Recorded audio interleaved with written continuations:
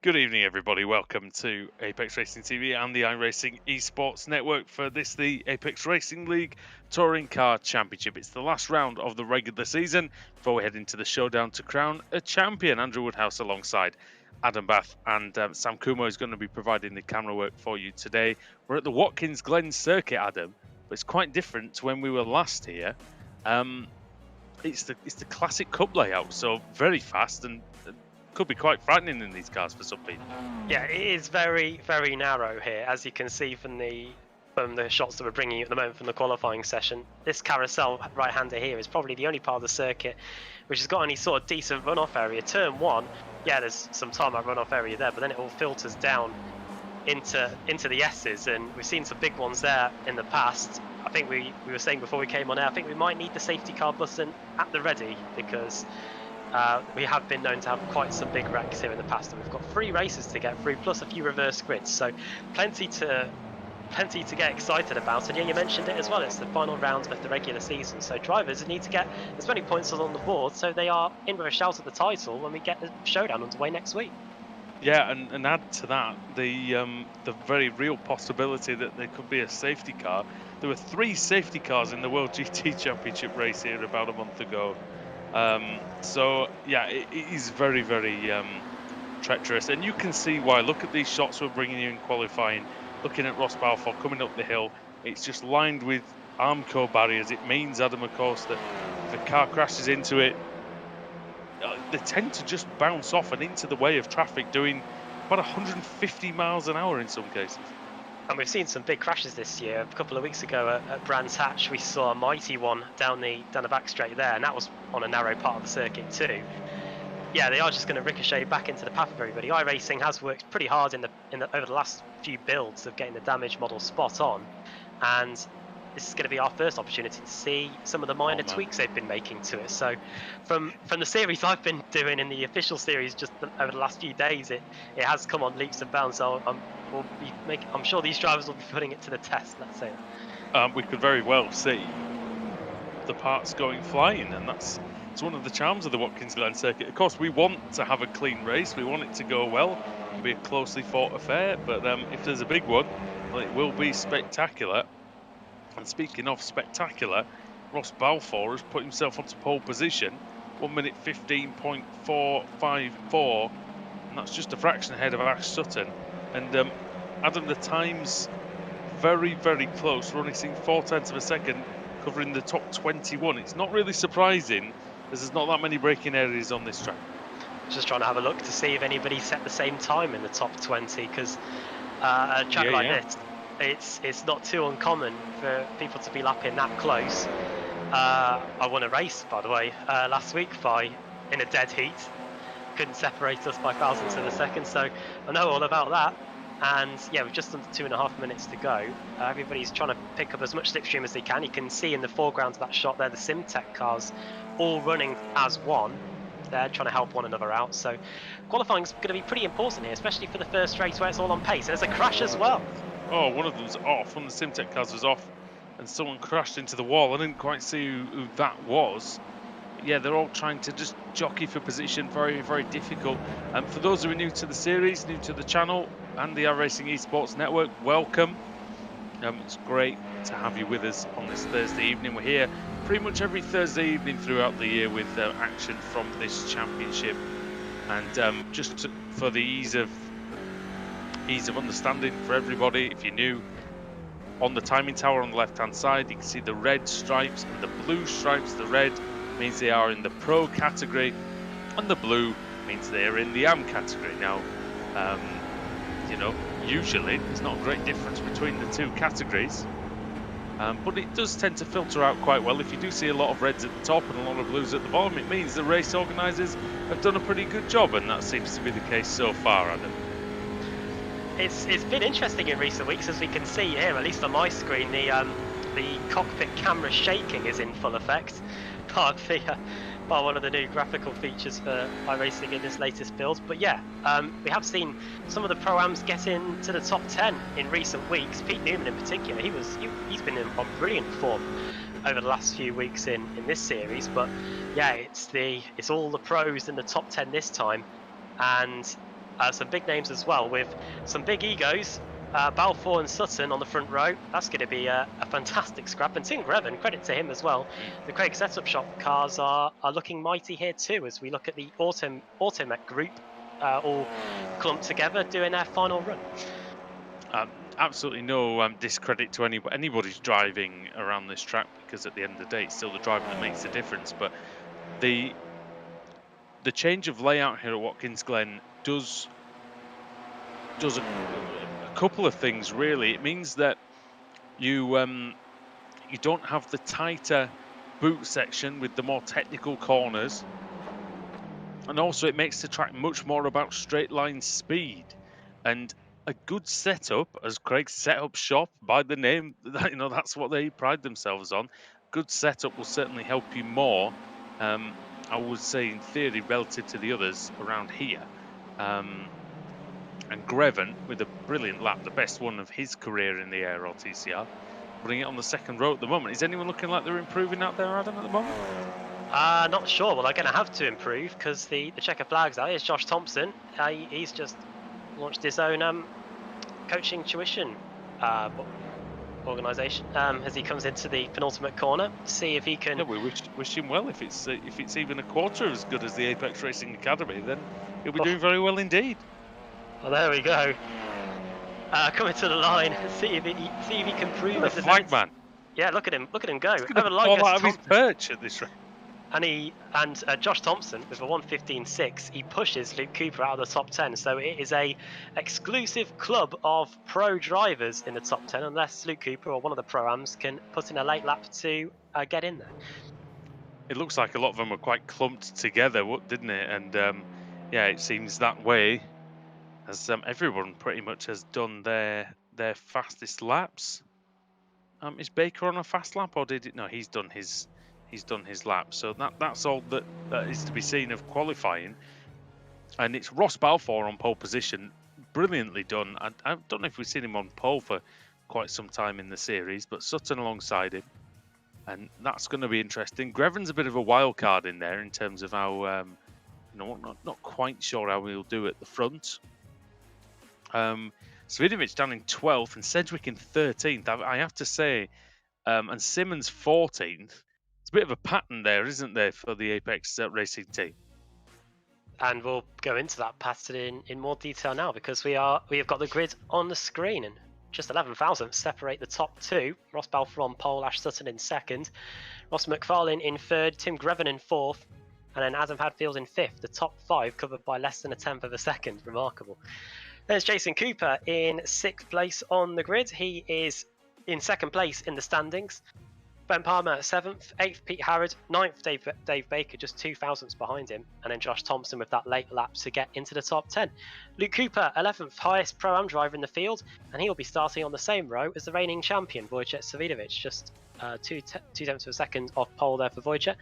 13th place for Jack Sedgwick, his Apex Racing team colleague, then George Simmons 14th, Jake Blackhall in 15th place, then Jamie Rushworth, Craig Williams, Marcel Fritsch in 18th place, Pete Newman 19th, and Matt Bunn, his CQR Sim Sports teammate, in 20th place. Kevin Carlisle, the American hometown hero, potentially in 21st. Adam Hedgecock in 22nd, then Lee Berridge in P23. Mats Borger in 24th from Norway. He's had a decent showing in recent weeks.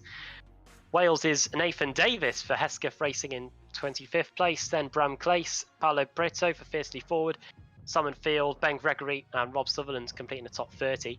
31st, Rob Graham, then Scott Malcolm, Rob Jackson, Tyler Vickery, Kip Stevens, Toby Ward there in 36th place. 37th for Mark Woodhouse, and in the cars that haven't set time. So these drivers will all be qualified based on their iRating. Michael Levdoka, David Von Breck, John Roberts, Mark Johnston for Hesketh Racing, Jack Stiles, Sean Gardner, and starting at the back in 44th place for this first race of the day is going to be Adam McNally. Oh, McNally not having the best grid position here in number 44, but we'll see what happens with the race then. Ross Balfour takes to the pole position. The 5 red lights are on, lights are off, and the race is on at Watkins Glen. It's a good start by Balfour. It's a lovely start by McFarlane. He's already got alongside Sutton then into turn 1. Can he usurp the CQR man?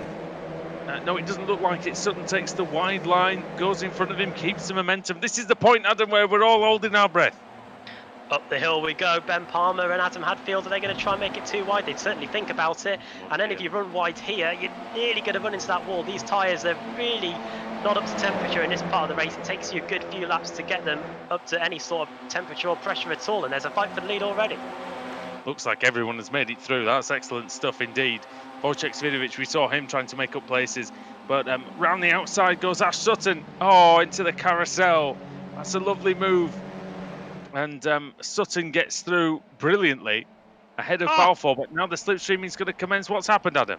Oh, he's been hit by Balfour. He's trying to hold on to it, is Ash Sutton. He's managed to just about not go into the wall. It looked like he was going to be sent on a collision course there. It was bump drafting on a road course. Have you ever seen anything like it?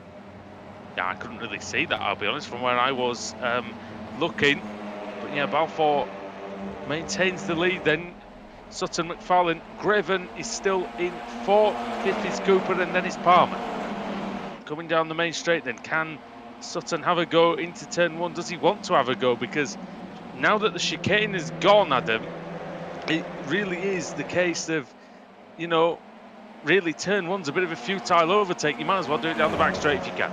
Yeah, because if you get up the inside into the first corner, you're going to be at such a disadvantage that by the time you get to the top of the hill here, you're going to have the person that you've just overtaken right on your rear bumper again. And Ross Balfour, Sutton is in his blind spot somewhat now as we blaze down the back straight again, past the bus stop chicane on the left-hand side of your picture. Look at Jack Sedgwick, he's making all sorts of moves in the background of his shot there, but it's remained Sutton leading, McFarlane second, and Balfour, after starting on the pole position, is now down to the back of this very quick trio.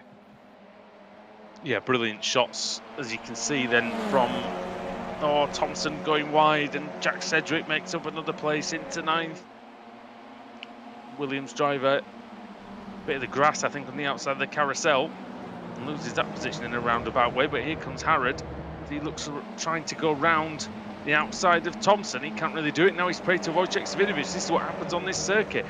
You run a bit wide and you make a slight error, lose a couple of tenths, and then they all come flooding past. And it can take some time to recover as we see the top 16 come across the line. There was movement in the top 5. It looks like Jason Cooper has just gone to 5th place.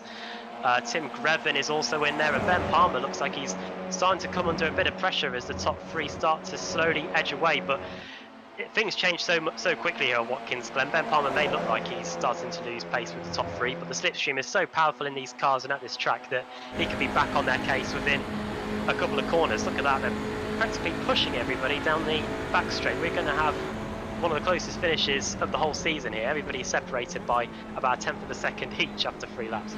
Yeah, it's been absolutely fantastic so far. Just a couple of drivers out. Rob Sutherland, Kip Stevens look like they're out, and maybe Michael Docker as well, but that looks like the only casualties, which I think by the standards of this circuit, pretty good so far. Sedgwick has a dive up the inside on David Baker no less and gets through easily, so Baker caught napping there. Oh, and there's off goes a Sim Sports car. Oh, that's Pete Newman. I think he's tangled with his old teammate Simon Field of all people.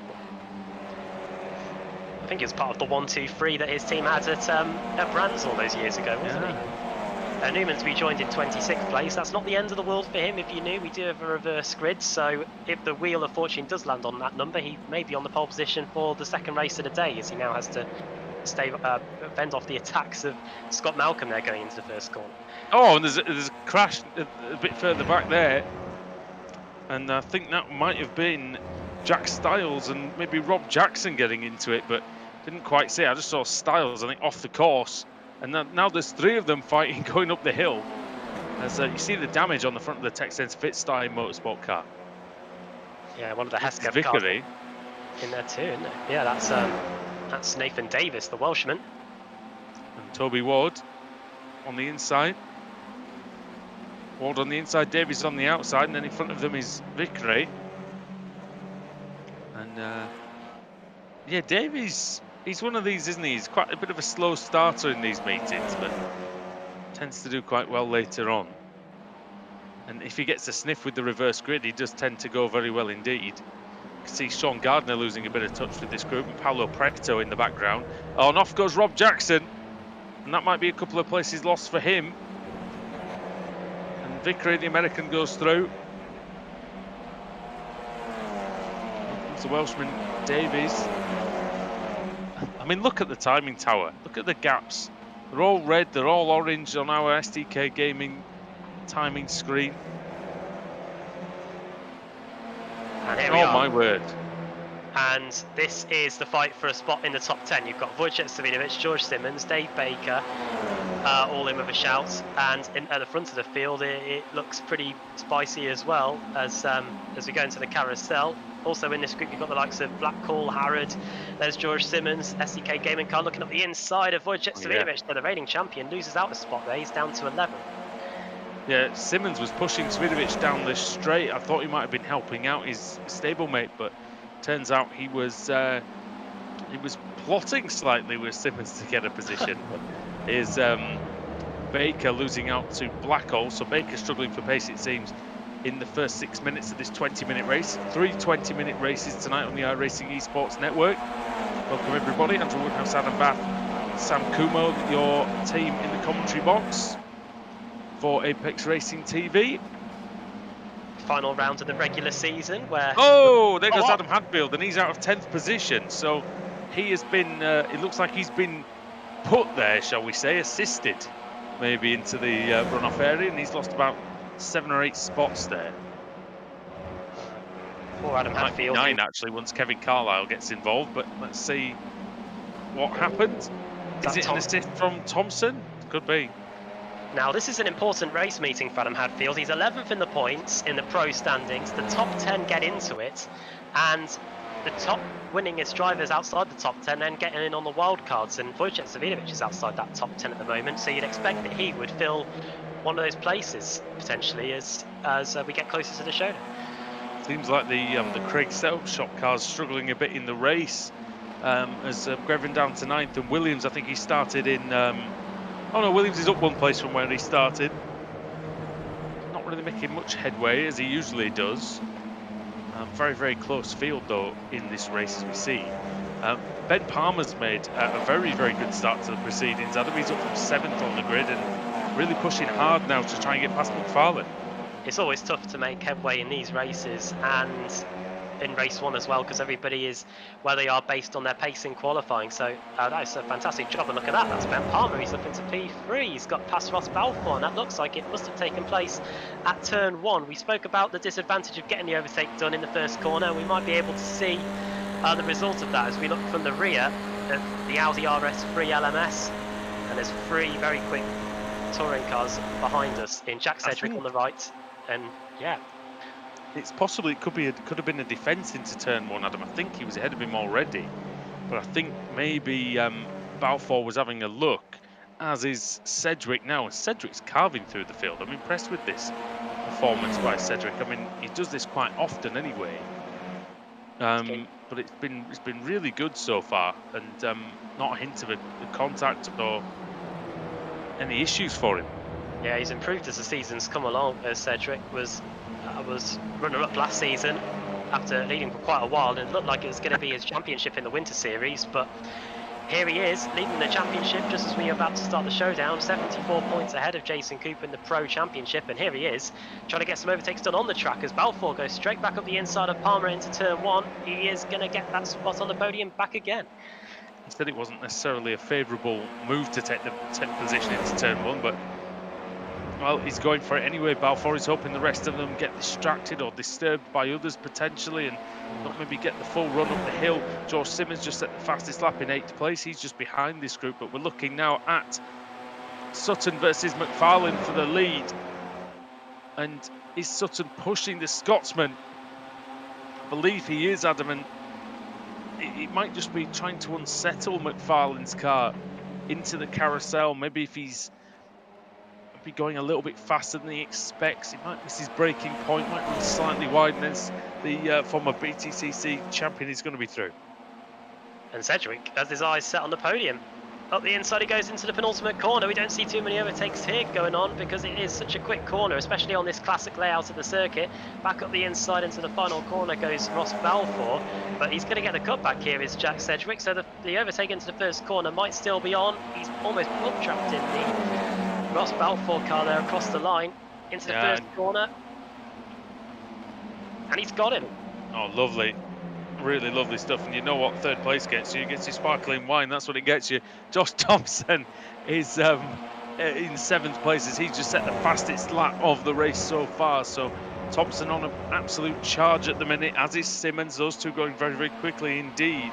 And we've seen this in quite a few races on the channel quite recently where there's been a pack of cars kind of just loitering just behind the leaders. Oh, and Thompson going to the inside then. Into the carousel, down he comes. He's going to try and hold the bottom line, which is actually a bit more advantageous, Adam, on this layout than on the traditional classic layout. Oh, that's going to be into the wall for Simmons. It is indeed, and it was for Cooper as well. Just glancing the tyre wall. Now, as he sustained serious damage, George Simmons doesn't look like it. Looks like the car is intact just about, but that is a lucky escape. Yeah, just a flesh wound for both of them. It looks like they've both lost their door mirrors as a result of that, so that's going to impair their visibility a little bit in terms of having to stop the cars getting by from behind. And I think in George Simmons' case, he's very lucky not to have sustained any more damage, but he remains in 8th place for now. I think when we go onto the back straight, we'll get a much better indication if we've lost any straight line speed as a result of that. Yeah, very, very lucky. I mean, 2 or 3 inches more to the left. Both of them could have been well and truly out of the race. Simmons' straight line speed, look, it looks like it's short as black hole goes through. Yeah, look, Simmons has lost a lot of speed. And he's going to come tumbling down, it looks like. Well, given how much he's got, Captain.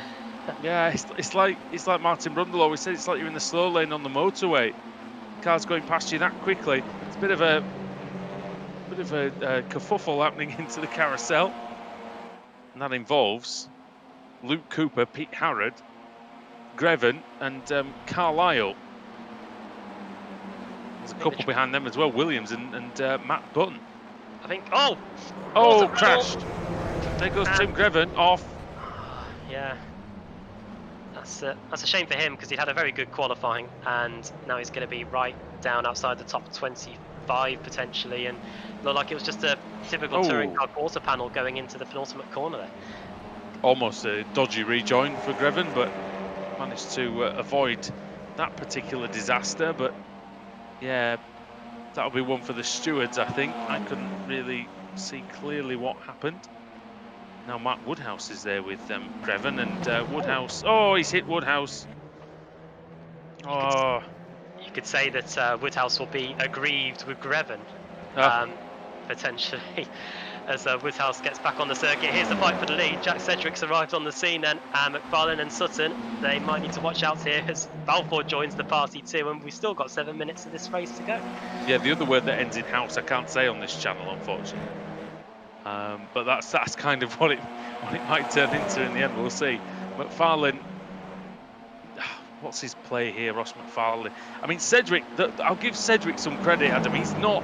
Oh, as he tries to go inside on Sutton, he's not picking his spots. He's just taking places when he can, and then thinking about what happens later. He's not. He's not thinking, oh, I won't make a move into turn 1 or I won't make a move into the last corner. He's just getting them where he can, and it's brilliant. It's worked so well for him. I mean, qualified in 13th, which he was only 0.2 of a second off of pole, which normally would be, you know, about where he would be. But he was 13th, which surprised us, but he's carved through the field.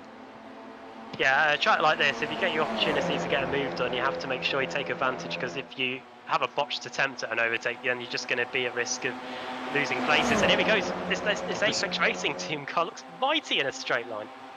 Yeah, maybe it's not so great in the corners. Maybe that was why the qualifying pace wasn't quite there, but it looks like in race trim, very, very quick indeed. I mean, Simmons was going great guns before his accident with the wall. Oh my goodness me, look at this. Look how close they are to the grass. Look how close they are to each other. Ross Balfour is on the inside. May find himself a bit boxed in here, Balfour, and so it's proven. Cedric goes around the outside and he holds him off for the last corner. Lovely stuff by Jack Sedgwick, and once again the balance of power at the front of the race, Adam, it just ebbs and flows, and that's what we love about this circuit so much. Yeah, these are the best touring car drivers in the business going at it here. What Sutton did there on the short straight towards the penultimate corner, everybody has a spotter in the car, and you've just got to trust that if he doesn't say inside, then you are completely fine to go across, and that's what he did. McFarlane and Sutton, as you can see at the front there, having their own little race, just arm's reach, just a little bit more than arm's reach away from the pack behind. I think somebody nearly went into the wall. I think it was Sedgwick. We heard the sound of somebody hitting metal, and I think it might have been Jack Sedgwick. I think he just brushed the wall there. Maybe he was. And, well, we'll see if that compromises him, but yeah, he's down now, out of the top six, down out of the top six. As Balfour and Palmer now going to try and settle the battle for the bubbly, of course. See if Thompson wants it. Oh, there goes. Well, he might be. If he goes off like that, Palmer, he's going to settle it for himself. Never mind the battle for the bubbly. It was a bit bobbly over that grass as they come over the line. And I bet Ben Palmer was wishing we were at the newer Watkins, Glen, where there was tarmac runoff area in that penultimate. We've had bubbly, we've had bobbly, we've had wobbly in terms of some of the driving. Oh, and there goes. Oh, that's Greven. He's into the wall. That's the penultimate corner. And let's see how that happened. Is that going to be Nathan Davis, I wonder, who goes for it? And Greven shuts the door. Oh, I don't know really who had the right of way there. I couldn't quite see from the front angle, but it looked like he closed the door to me. I'll have to maybe see another angle at another point. And there was also a Simtek car going through the gravel as well. Yeah. The marshals at that penultimate corner will be getting to know Tim Greven quite well. I think that's the second time he's gone off. Again. Both times potentially weren't his fault. So that's a shame for him. He's now down in 35th place after all that. It's pretty much calmed down. It's almost the calm before the storm, really, because at the front, because we've got just over 2 minutes to go. Oh, Cedric and that's Baker, is it, in the wall? Oh yeah. Well. Oh, and off in front of them is. It might have been Luke Cooper. He might have gone into the wall, or he might have just avoided the wall. Sorry to butt in there, mate, but I just saw some more carnage off to the side. Oh, no problem. Yeah, I don't know what happened there between those two, but that's a mighty shame for Dave Baker. He's going to just have to crawl back and finish one lap down, potentially, because he'll still score some points for that, and that's what he needs. As this is the battle for the lead, then penultimate lap it's going to be, I'm sure. Well, I'm not sure, but it most likely. Here comes. Oh, that's round the outside. That's very good indeed. Ash Sutton. That's brave into the carousel. You've got 5 guys here. And actually, you've got Jake Blackall just behind. Where's Jake Blackall come from? 15th on the grid, goodness me. With a good race car underneath him, that's for sure. What do you think, Adam? I mean, the last lap's coming up. Do you think we could have, like you say, it could be one of the closest finishes of the season?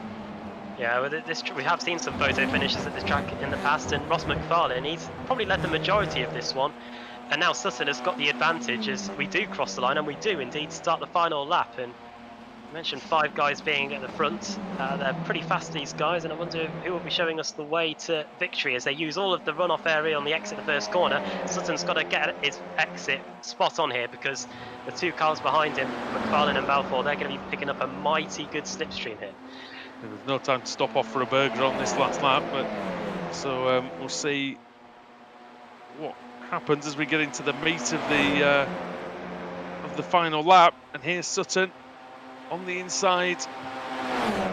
Oh, he's getting a big helping hand from Balfour, because Balfour knows, Adam, that he needs to somehow force his way into second place to have any chance, but McFarlane hanging tough around the outside. The Scotsman will not be denied. Great run around the outside there. He can do that here. Watch out for Balfour. Is he going to try and prise the door open on the inside into the penultimate corner? It's do or die for many of these guys. McFarlane, I think, might have got a slight nudge from behind. His car reacted weirdly into the penultimate corner. Coming round the final corner then, it's going to be Ash Sutton. Can he keep it on the run to the line? It looks like he can. So after 20 minutes of racing here in the final round of the regular season in the ARLTCR, victory in round 1 goes to Ash Sutton. But that is a great race, and 6 drivers separated by just 1.1 seconds. Adam, what a finish. This is what we've got in store for the whole evening. Going to be on the edge of our seat for all of it. There's position changes still going on. Someone's dropping down the orders. It problems for Adam Hadfield. Not what he needed in terms of getting into the showdown, and he's going to finish. Yeah, 1 or 2 more here. Going to finish 27th place in the end. He'll be hoping for a big reverse grid if to help his fortunes for race 2. He was in the top 6, was Hadfield. And he and Greven really were the ones who fell foul the most of the situation. Baker as well, of course. But yeah, great racing by Sutton. And I think the pushing Baker around, because Baker still hasn't finished. His car is knackered. After that hit with the wall, that was Sedgwick, I think he got it together with, wasn't it, in the penultimate corner, coming out of the penultimate corner.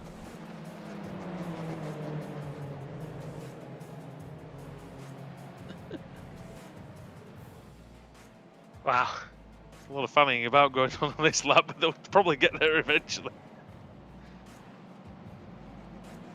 Well, there is Dave Baker. He was one of the. We could see him on the sideline as the leaders went by on the final lap. Look at the front right wheel. It's on the ground, as in it's the car's dragging along the ground. I think that's the real issue, isn't it? Oh yeah, broken right front corner. Is he going to be able to get it into the pits? They're going to carry on, it looks like. Is this going to be a photo opportunity for the CQR crew? I'm not too sure what they're doing, but look how damaged our cars are. Oh, and off goes one, showing off the damage model for you. That's what it is. The sponsors will be pleased. Well, as they come across the line, it's time for the first reverse grid of the evening. Before we give you the results from round 1. So what happens is we have a Wheel of Fortune that's going to be coming up on your screen any moment now, and our cameraman Sam Kimmer will press the button, and a randomly selected number will be the amount of cars that we have reversed. So here we go, Sam. Well done on the cameras, by the way. It is tough covering everybody out there, and with what the top 26 covered by just under 30 seconds, it was definitely a frantic race out there. Yeah, definitely, and I think the second one will be even crazier because we just got full -3. Oh goodness me! Right. Oh wow. -1, -2, -3. So that's Mark Woodhouse then. He's going to be. Just going to do that again. -1, -2. Mark Woodhouse, yeah, he's going to be on pole position for race 2 of the day with Pareto second, Styles third, Hadfield 4th. I think you'd take that, and 5th place will going to be Rob Jackson. Yeah, and I see the finishing order on the screen then. Sutton takes the win by just a quarter of a second in the end over McFarlane. It's 2 Rosses out of 3 on the podium there. Balfour in 3rd, Ben Palmer 4th ahead of Josh Thompson. And Thompson starting 10th, Blackall in 6th. He did really well starting in 15th. Jason Cooper 7th ahead of Wojciech Svidovic, who just casually made a few spots in that first race. Jamie Rushworth in 9th, Jack Sedgwick in 10th. He was down, up, and then down again in that race. Kevin Carlisle in 11th. That's one of his best race ones of the season, I think, for him. Ahead of George Simmons. Matt Bunn in 13th, ahead of Luke Cooper. And then it's Ben Gregory and Lee Berridge. Page 2, full of the AM category here. Pete Harrod is the exception to the rule in 17th. Pete Newman is 18th, ahead of Tyler Vickery. Sean Gardner in 20th. I think Tyler Vickery might have got his best race one result of the season as well. Sean Gardner in 20th. Nathan Davis in 21st. Then it's Rob Graham. Adam Hedgecock in 23rd. And then it's Toby Ward. Simon Field in 25th. Rob Jackson 26th. Will be starting 5th for race 2. Adam Hadfield in 27th. Jack Stiles 28th. Paolo Preto 29th, then Mark Woodhouse, who, like we say, he's most likely going to finish. He's going to start on pole position. Michael Evdoka just missed out in 31st. Mats Borger Anderson in 32nd. John Roberts 33rd. The driver of John Roberts, as he wants everyone to call him from now on. And then Dave Baker, we saw him going round there at the end. Tim Greven 35th. Then Marcel Fridge. Bram Klaas in 37th. Craig Williams in 38th. Then Scott Malcolm. David Van Broek. Mark Johnson. Kip Stevens. Rob Sutherland. And Adam McNally. It looked like he started at the back, and it didn't look like he actually went any further than that. May not have even taken the start, actually, Adam. I didn't notice him out there at all, I'll be honest. That's a shame. Yeah, on the iRacing timing, it hasn't even got him down as starting. So hopefully he will be out for the second race of the day, which will be coming up soon. Right, I'll take that as a cue for a break. So we are going to take a quick pause then on the iRacing Esports Network, but when we return, you won't want to miss the second race, because what we've been dished up here in race 1 has been edge of your seat stuff. So there's more of that to come after these messages here on the iRacing Esports Network in the ARLTC.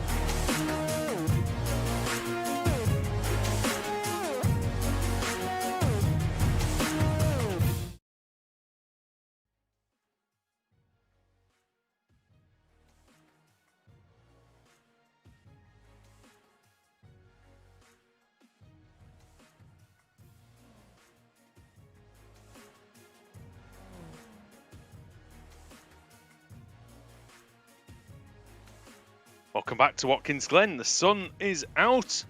Skies are blue here in upstate New York on the iRacing Esports Network, the Apex Racing League Touring Car Championship. Andrew Woodhouse here alongside Adam Bath with Sam Kumo on the cameras once again. And Adam, beautiful weather for these drivers. It might mean a tad more tyre wear, things like that, but in general, perfect conditions for racing.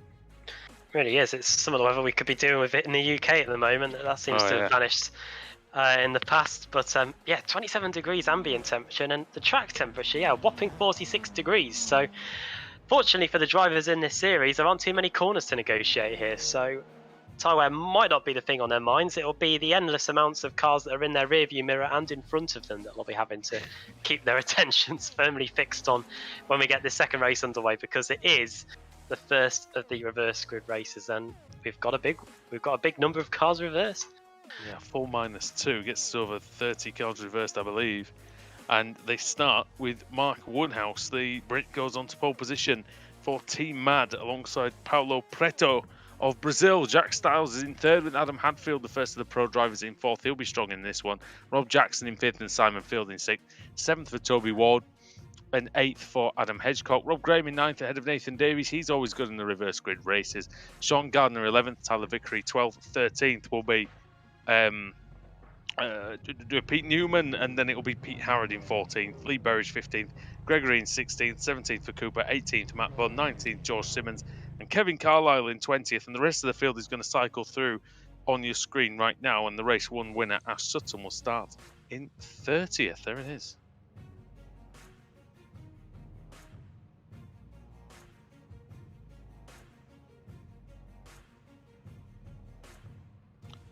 There come the lights then for round 2 of the evening in the Apex Racing League Touring Car Championship. The lights are off and the race is on. It's a decent start by Woodhouse. It's an excellent start by Preto. Got a really, really good run from second position. He's almost drawing alongside the Team Mad car as he goes into turn 1. The Brazilian goes for it. He flies up the inside to turn 1 and he hits Woodhouse. Woodhouse has gone away with it and somehow he's still challenging for the lead, Adam. Uh-oh, this doesn't look like it's going to end well, does it? Going into the S's, up the hill we go. Oh, wide nearly. Goodness me, help. It's this last part as well. If you go too wide through this part of the course, the Armco barrier does come up very quickly, but everybody is impeccably behaved. Now they're just going to make sure they don't go into one another down the back straight. Yeah, we've seen some more mighty ones down here. Oh, and there's 2 cars off in the background. That's class. And that is Anderson off into the wall. And Davies barely avoided that one, but he did, and they're still alive at the front of the field, which is all good to see. Somebody going very wide down. I think that's Tyler Vickery. Almost missing the... Oh, somebody's very close to the wall there. On the outside, it might have been Lee Berridge, I think it is. God, it looks like a motorway at rush hour, doesn't it? Free abreast, every single lane used down the back straight. Even going into this penultimate corner, they're still almost free wide. Except this motorway is travelling at 130 miles an hour. Oh, and that's Simmons being hit by, I think, Matt Bunn, but he survives it, and they're still got. Look at it. It's a sea of Audis. I mean, they said a sea of Kias then. Am I going back a couple of years now? Front 4 are away, by the way. As Cedric dives up the inside and he hits Preto, so Preto gets a taste of stop medicine at turn 1. Oh, here we go, Adam. Here we go, mate. There we go at the back. It's happened at the back. It's happened in the middle. But fortunately, not in front of the entire field, and people can avoid the crashes. Oh, it's carrying on at the top of the hill. Oh, that's Vickery. Problems for Vickery. How these guys have just had single car crashes, I've absolutely no idea, but we remain green flag racing here. Ross and McFarlane. somehow... Oh, well, Ross McFarlane was one of the cars you saw at the back of that shot that you were mentioning. He has had to tow back to the pits. So after that good finish in race 1, where he finished in the top 3, he is going to be finishing this race in not a good position at all, as Jack Stiles continues to lead. Then it's Woodhouse, then Fields, and then it's in 4th place, it is Hedgecock. Yeah, Stiles took advantage of of Preto's opportunism in the first corner and mugged Woodhouse on the way to turn 2. Really good driving from Stiles Field and Hedgecock then in 3rd and 4th. The fastest man on the track at the moment is Wojciech Savidovic. Look at that, in 8th place, 1:16.873, 0.8 of a second quicker than the front guys. But this lot now are going to have quite a big problem trying to get themselves up to the front. Because the gap is quite large, Adam. It's over 2 seconds. And on a slipstreaming track, that's tough to catch. Definitely is.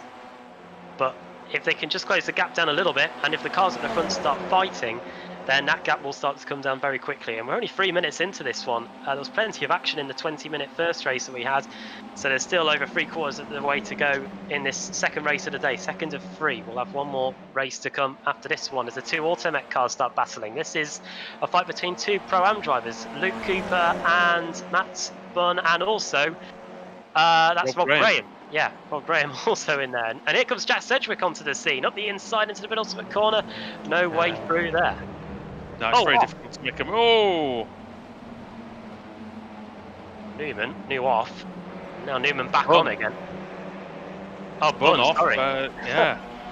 And into the pits comes Graham then, so I wonder if that might be a maybe not serving a slowdown or possibly a jump start penalty for Graham. So the Scotsman drops down to the back of the field.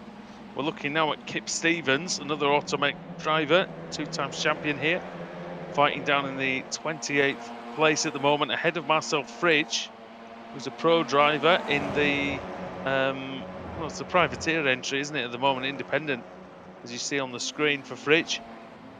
And the man from Austria, going quite nicely indeed. Yeah, up 7 places so far. Kip Stevens just in front of him has gained 13. 9 places for David Von Breck as well. I've just noticed that Wojciech Savidovic is up 18 places from where he started. What a charge that is in just 3.5 laps. That's, what's that a lap? That's about 6 positions a lap. Yeah.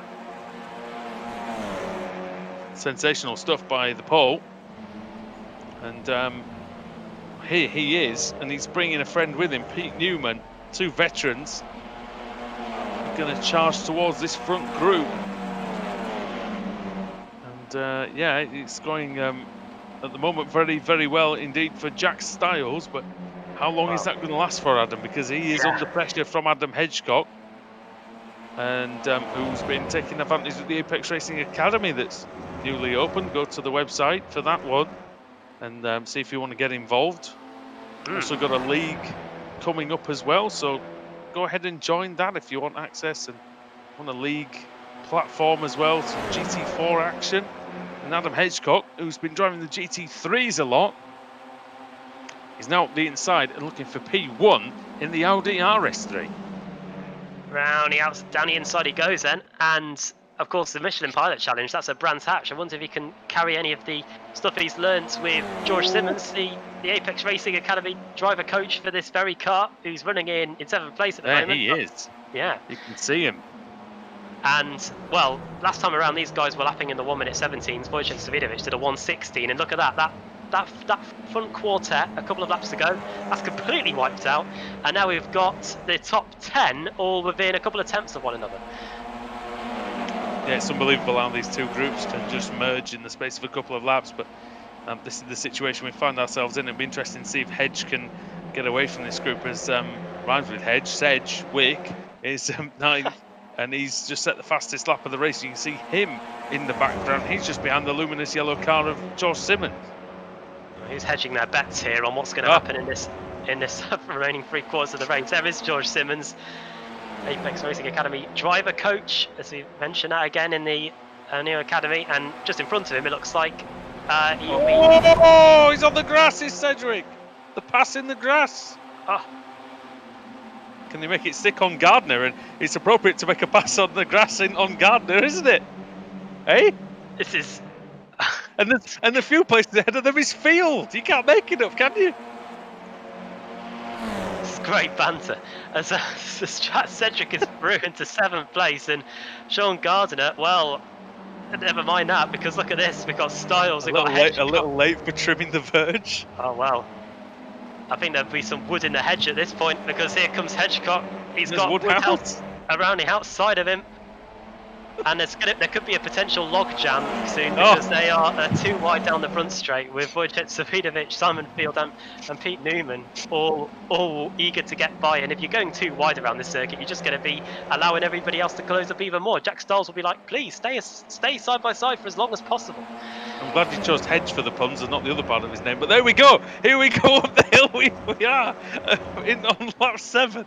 And Stiles is trying to get away, but again we see how difficult it is to escape from the chasing pack.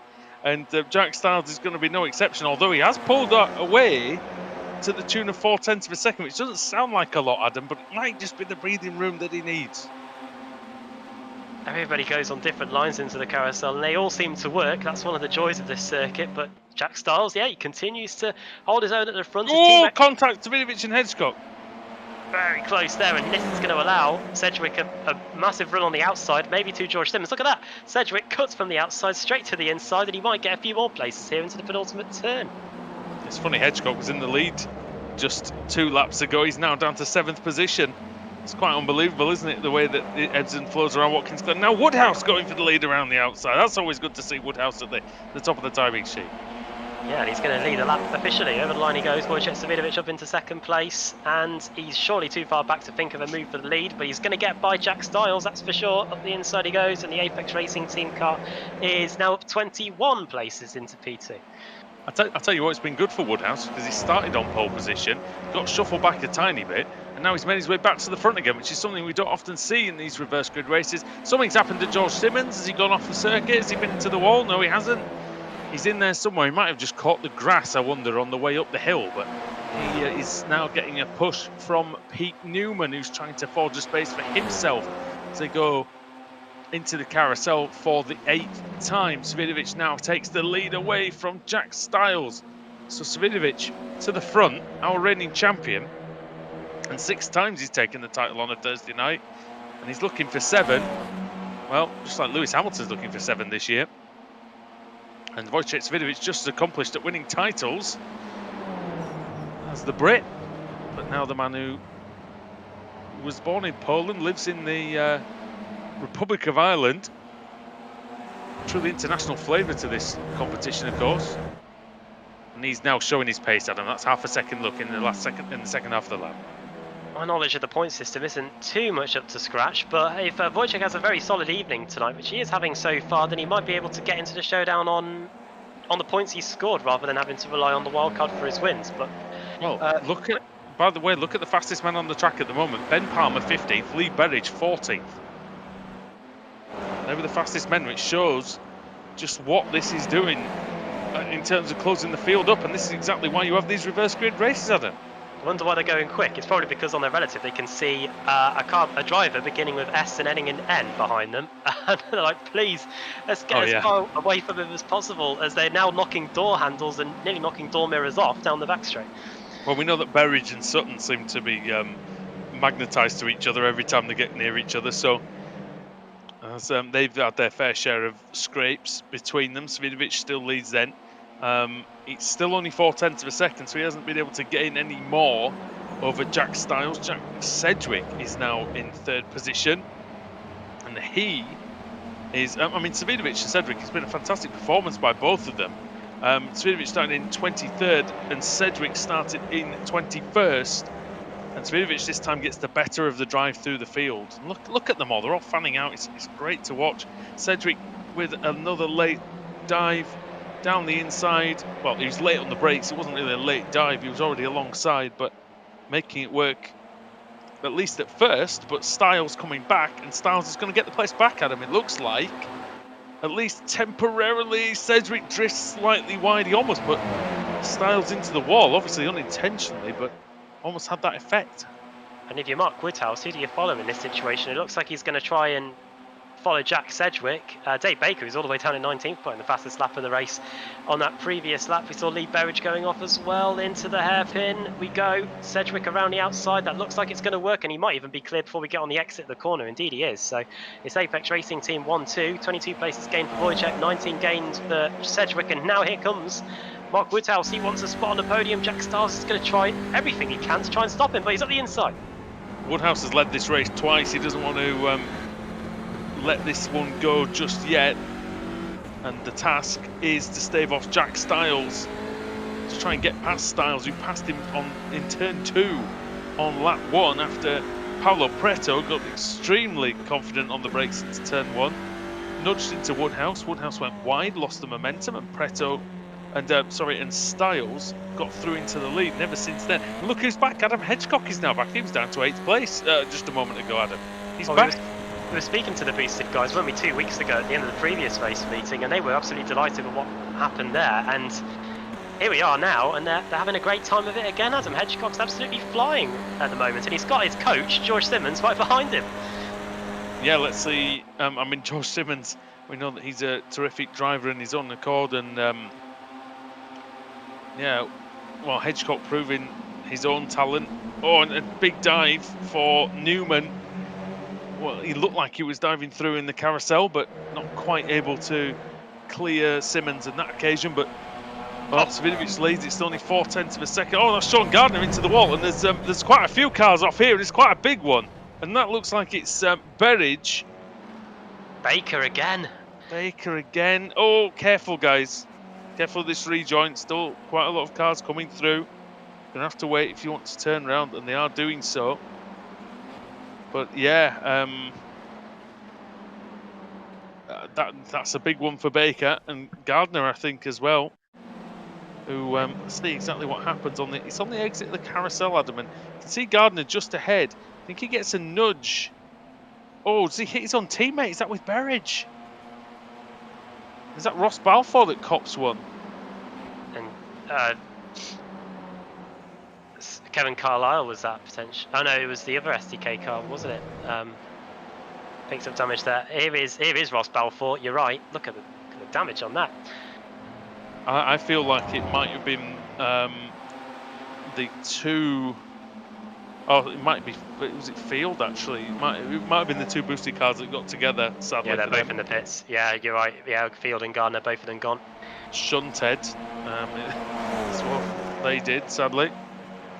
Oh, the driver of John Roberts is coming up to 16th place. I don't know where John Roberts himself is, but his driver's doing quite well in 16th place. I think I've just killed Adam. So Hedgecock trying to go around the outside. Speaking of Adams, oh well. Hedgecock versus Woodhouse.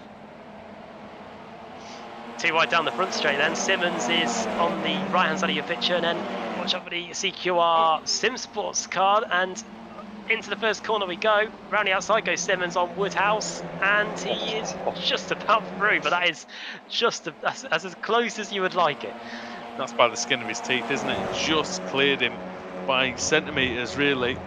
Just a few of them as well. Simmons judging that to perfection. Savinovic still leads then ahead of Sedgwick, but Sedgwick's got the gap down to 1/4 of a second. Actually, he's got a run on him down the straight, Adam. He might get close enough to think about a go into the carousel, but he has to defend from long-time race leader Jack Styles, who he's not done either with these two. I'm not finished with you yet. This is brilliant because, of course, Jack Styles is a Pro-Am driver, but with the added bonus of the slipstream, plus he's run for Tech Sense Fitstar Motorsport as well, which is a great organisation. He's right up there, fighting in and amongst Jack Styles and Wojciech Savinovic, the two that fought it out for the championship last year.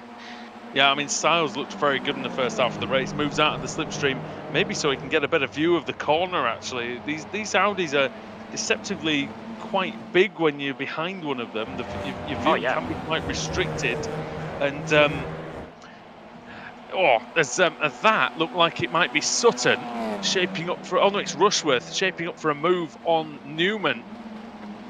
Then you got the 3 CQR stable teams there in a row, Adam. You got Sim Sports, then you got the club, then you've got the Pure Sim.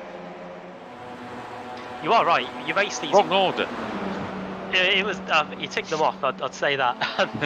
You do race these cars with the GT4s, and they're tiny in comparison to these things. Even the BMW, the M4, obviously that's got that's the little brother of the M8, and that's smaller than these. And look at that, Sutton. Well, the M8 locks out the sun, doesn't it? So, I mean, that's a bit. But yeah, no, he's definitely right. We're on board with Harrod. Yeah. The world GT champion, Pete Harrod. Well done to him on that. It was nearly a month ago now, but very, very happy indeed. I'm sure with that. Newman going into the penultimate corner of the lap. Oh, we've only got 2 minutes to go, and this has been such a good race. You can watch this going for ages.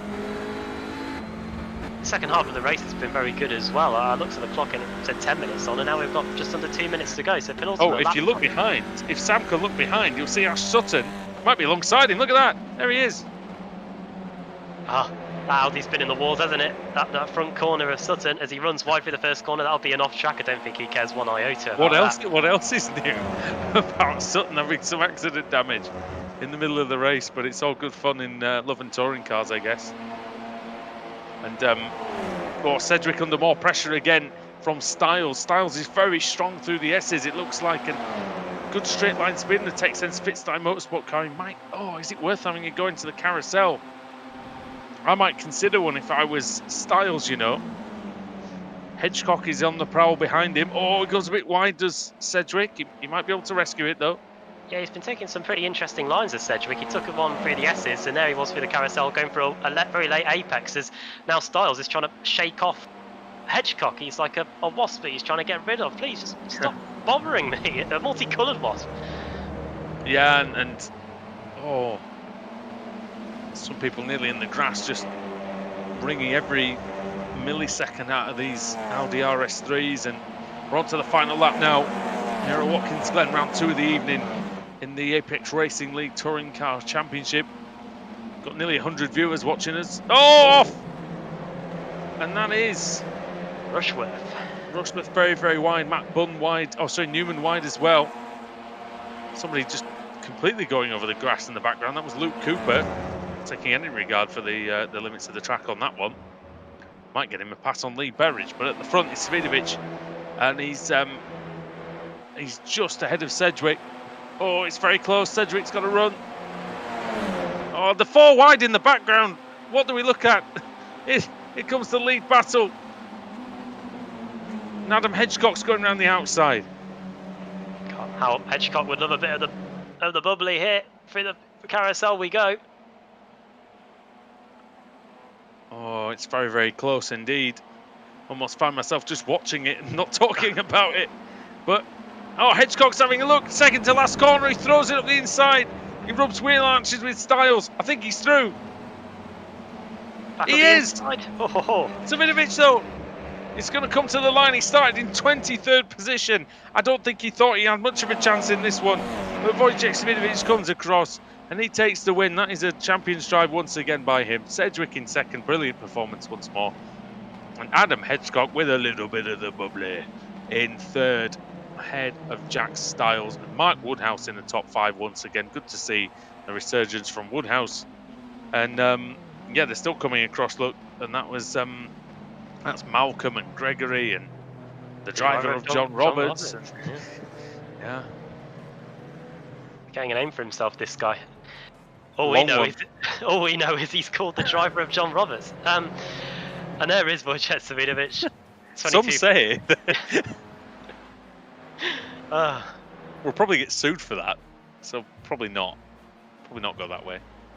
I work for them occasionally.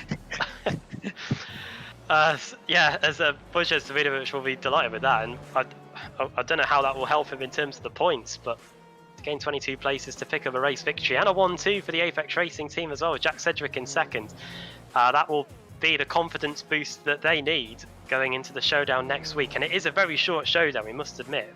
When the showdown begins, we have got just 4 rounds: Interlagos, Suzuka, Bathurst and Daytona. So you want to make sure you're hitting your form at the right time when it gets going. Yeah, and it's always the case, isn't it, with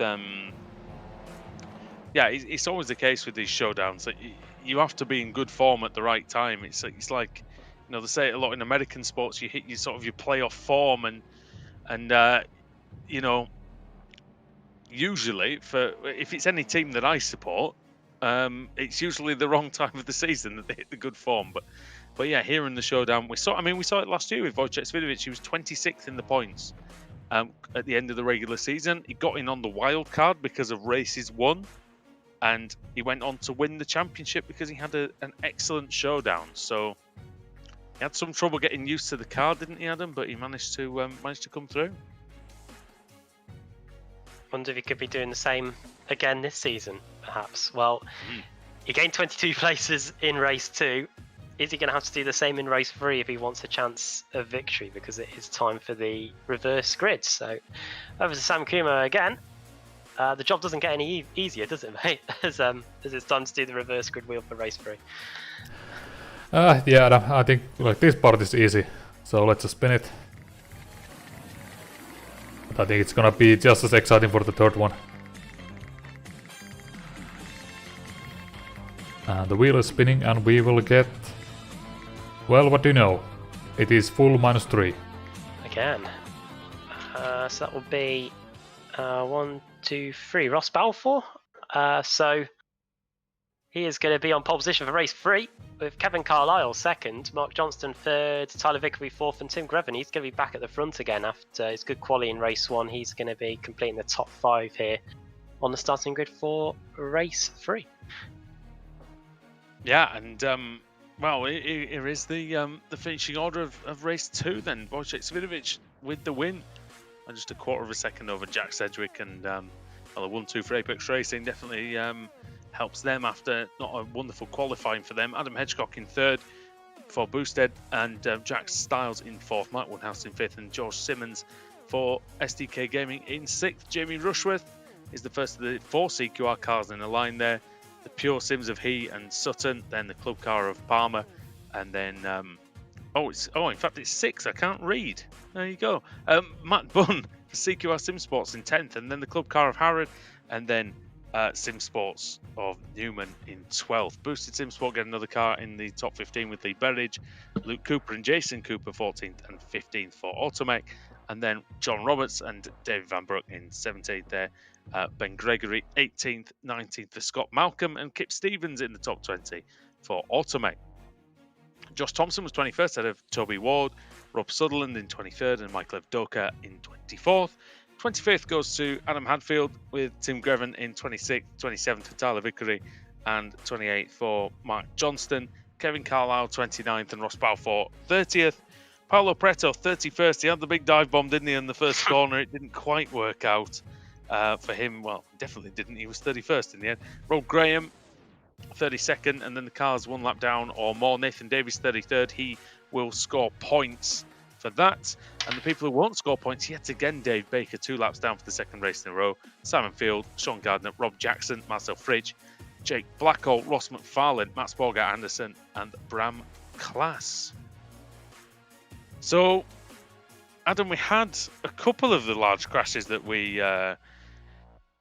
kind of predicted, but in general, I think it was a well-driven race. You know, nothing silly and no real massive problems out there.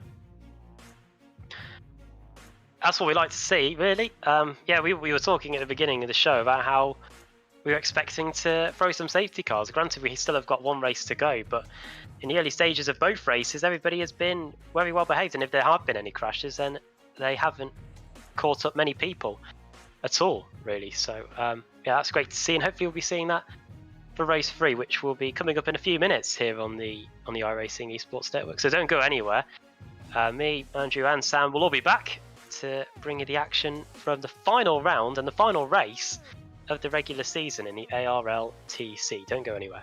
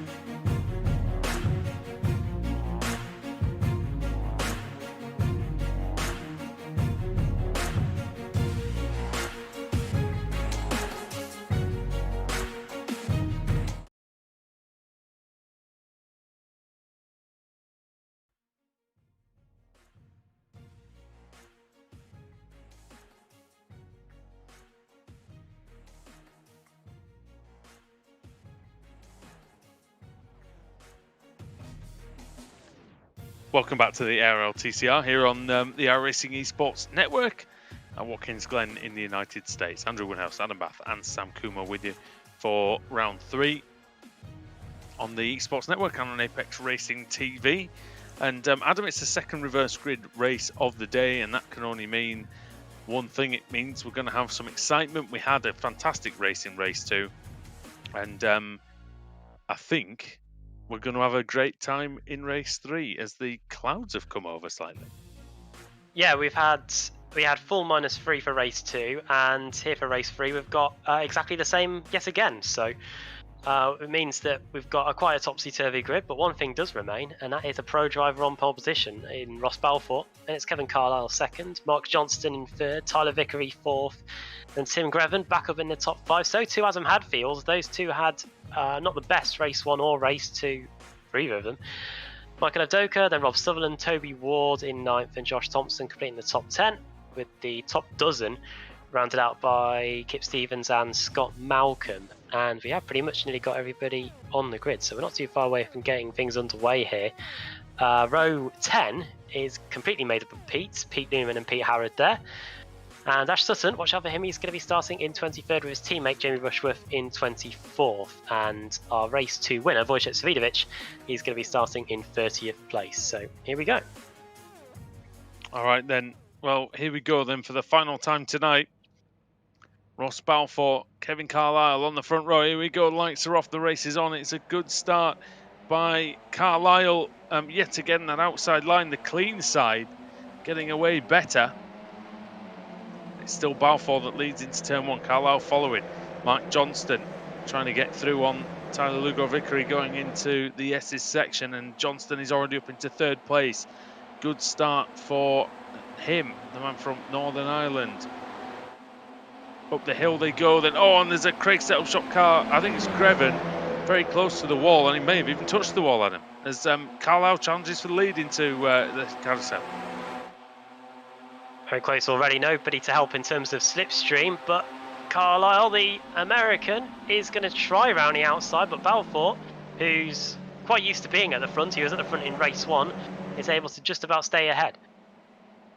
Good run for Carlisle. I thought he was going to pick up the slipstream. He might be slightly too close to do so. So he stays behind. Could do worse, actually, Adam, than following Balfour for a few laps and seeing if they can get away. But oh, contact in the background and a spinner, 2 spinners. And that's Michael Evdoka and Toby Ward, I think, who've come to grief there. And there's more carnage coming into the last corner. That might be Rob Graham. Oh, it is Graham that's around, and one of the Simtech cars as well. I think it's Bram Klaas, the Belgian driver.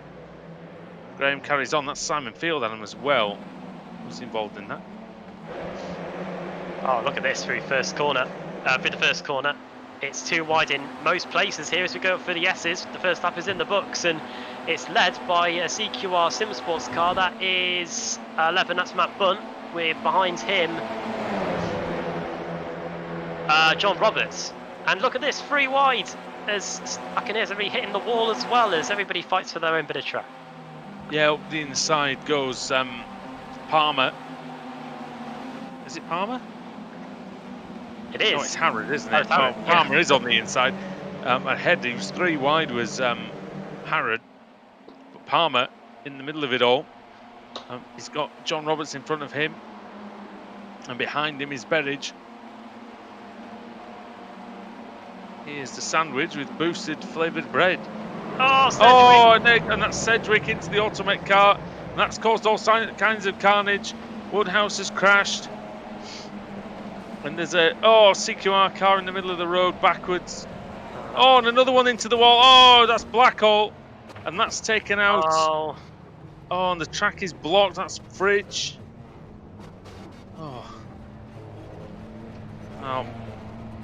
I think David Baker's is not going to be taking that flight home. He's had so much bad luck, he doesn't want to risk it. Blackhall's wedged it into the fence and keeps it there. I don't know what happened with him, whether it was a screen freeze or whatever, but he just went clean into the barrier. Didn't even look like he tried to avoid it, which I can only guess is probably hardware failure. Here comes Carlisle having a look on Balfour then. I've been to Carlisle, very boring place. But Kevin Carlisle is not a boring driver, and he's trying to go around the outside of Balfour. He's used to fighting at the front. Is Carlisle, the Ritmatech Sports Car Series champion. Announced recently he's leaving Apex Racing Team, but he's going to do the rest of the series with them under the SDK Gaming banner.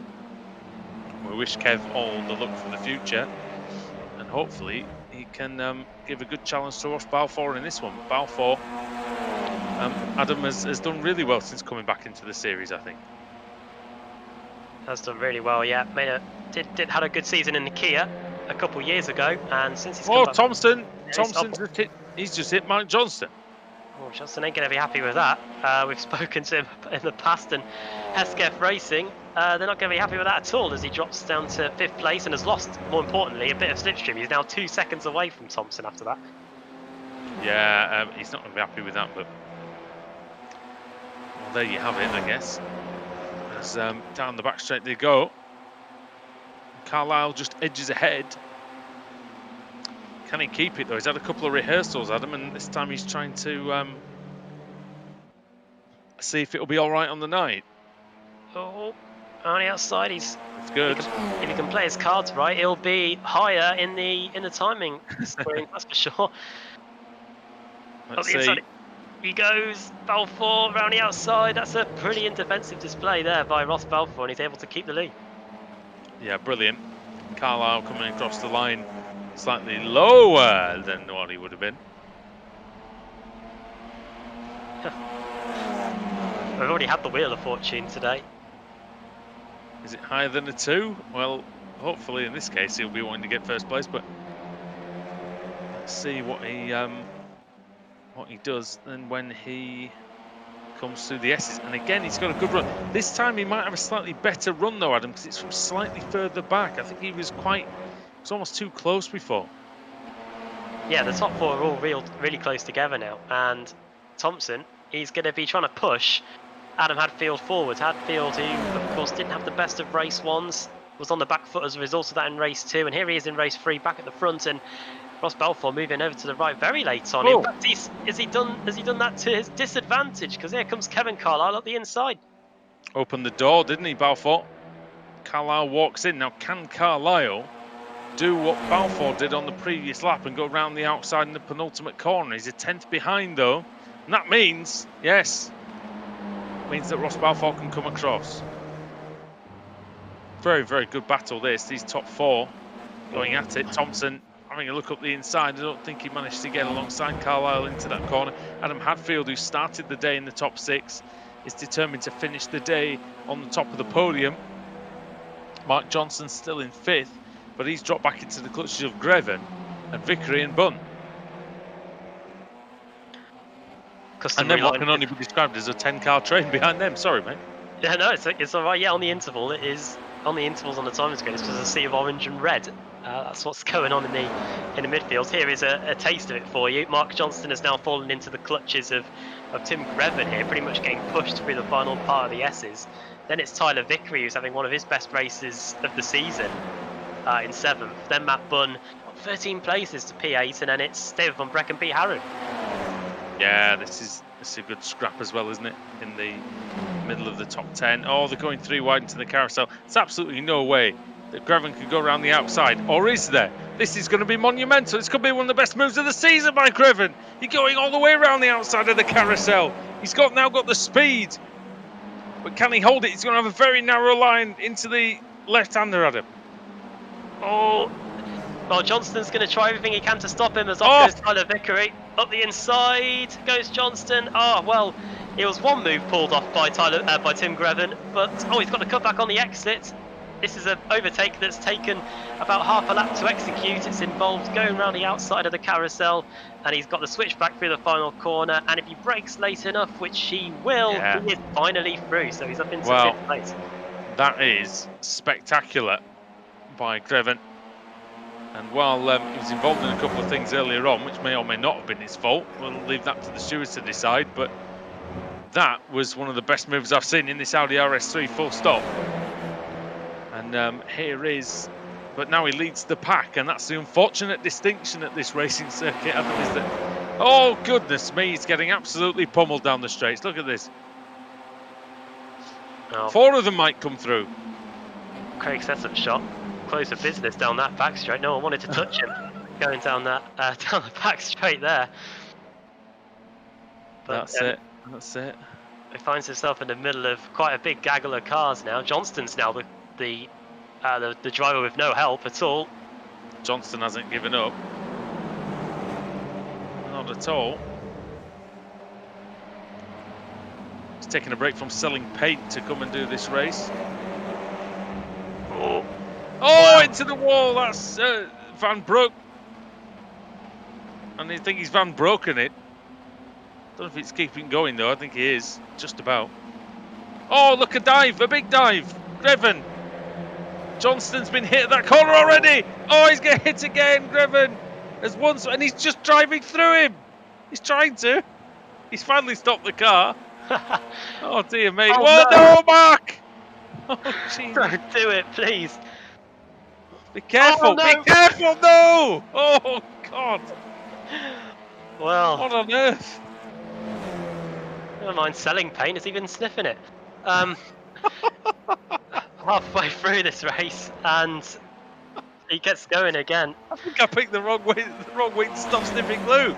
As it was Ross Balfour then. Good luck, we're all counting on you. I am serious, and stop calling me Shirley. As Ross Balfour is got a 0.2 of a second advantage over off Josh Thompson now, who's managed to get by Kevin Carlisle. Adam Hadfield remains in and amongst them in 4th place. And then it's, a 6-second gap back to Pete Harrod. He's only just coming through the final corner, is Pete, and we've got just under half of the race still to go here, so... We're only halfway through, so God knows what we're going to get in the second half. It's been great. It's been a lot of fun, this meeting. We always say it, you know, we sound like a broken record when we say, oh, every time we come to Watkins Glen, we get great racing. We do. Doesn't matter which layout it is, doesn't matter whether there's chicanes, no chicanes, boots, no boots, whatever footwear you want. You know, it's not... It's always brilliant, and we're seeing that again here today. Ross Balfour now leads the way. Thompson is giving him a right old push down the back straight, trying to push him ahead of Carlisle in 2nd place for Thompson, and Balfour into the lead then. Or stays in the lead, and this is Harrod trying to battle with with Bunn, and with, I keep getting Newman and Bunn's cars mixed up. Oh, the only one. Easy to do, I guess. Oh, into the wall goes. Van Broek again. Yeah. Oh dear. Oh dear. And there was a CQR car involved there as Palmer, I think. Oh, Palmer's car is knackered. You can see the front wheels are well and truly broken.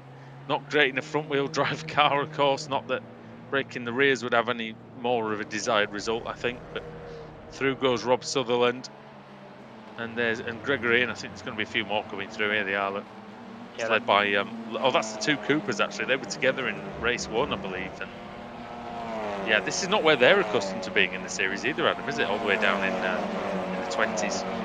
No, not at all. And Jason Cooper is 2nd in the overall point standings. He'll be, I think, return to form.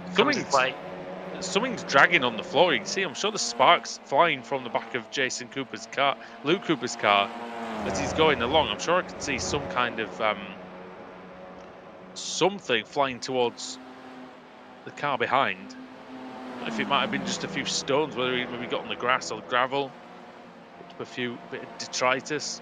Here's Wojciech Svidovic. Look at the state of his car. He's a race 1 winner, race 2 winner, and he's only gained 6 places in this one. And here comes the Simtech lad. This is Simtech's Rob Jackson.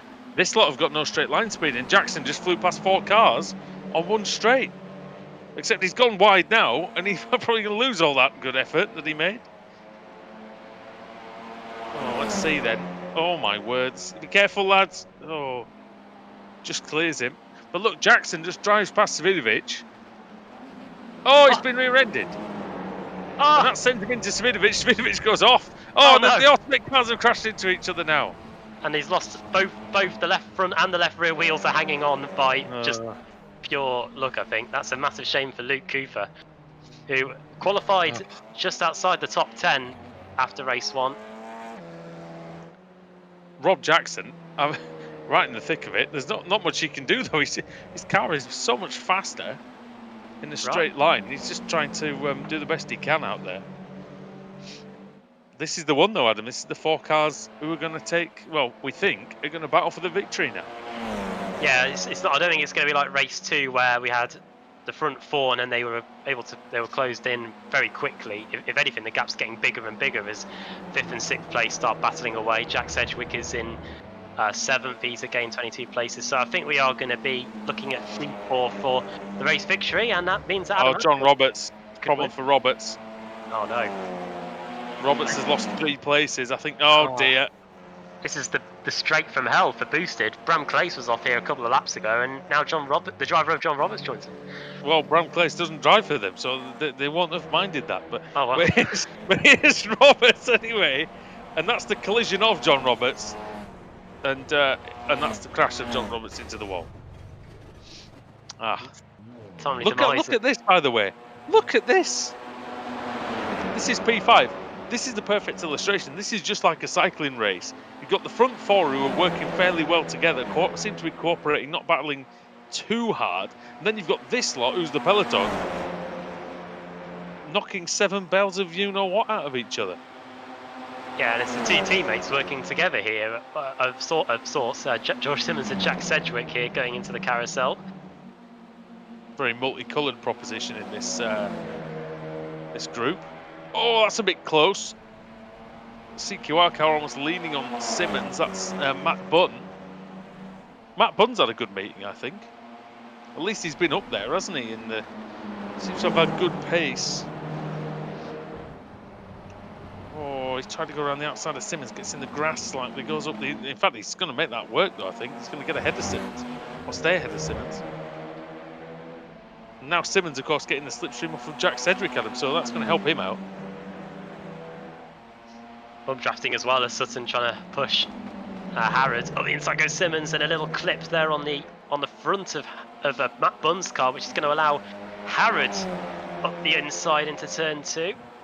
Tell you what, tell you something. Oh, look at the front. The front is like, the front's mad. Meanwhile, it's 10 meters apart. Look, maybe not even that. 4 minutes to go, and as the positions change left, right and centre in the lower reaches of the top 10, this is the fight for the win. And right now it's a toss-up between Ross Balfour, Josh Thompson for Craig Setup, Kevin Carlisle and Adam Hadfield. So 4 different teams, all within a shout of winning this one. Yeah, by the way, I just need to give Tyler Vickery a load of credit for hanging around in that second group. Still in the top 10, but we look back from Ross Balfour's car now. Thompson does get the run on us, but Thompson wisely doesn't go for it. Now we are entering the point of the race, Adam, where these drivers aren't going to be able to afford to just sit there and wait for much longer. It's only about 3 laps to go. You know, you might get, I think 3. So yeah. They're going to have to do something soon, aren't they? Well, yeah, Thompson's lashed straight onto the back of Balfour. It's so difficult when you're the leader and you're getting bump drafted in this situation, because, one false move, then you're going to get sent straight off into the wall, especially at a circuit like Watkins Glen, which isn't the widest circuit in the world. He's managed to hold on there. Thompson sensibly, though, you saw how he lifted off a good couple of 100 metres before the corner. As you can see, the car in front, Woodhouse, is dragging along the ground. Like, you see the sparks flying. That's pretty cool. But it won't be cool to the guys behind who are seeing a car that's sparking along the ground as 4 of the leaders are trying to come through. Yeah, I don't think Woodhouse would be able to see that either. Sadly for him, the light show. But there he goes over the line, and I wonder if he could play a part in deciding the outcome of this one, because they will be catching him. His car won't be the quickest in the straight line, and with just 2.5 seconds between he and Balfour, he could appear on their radar in the next 2 laps.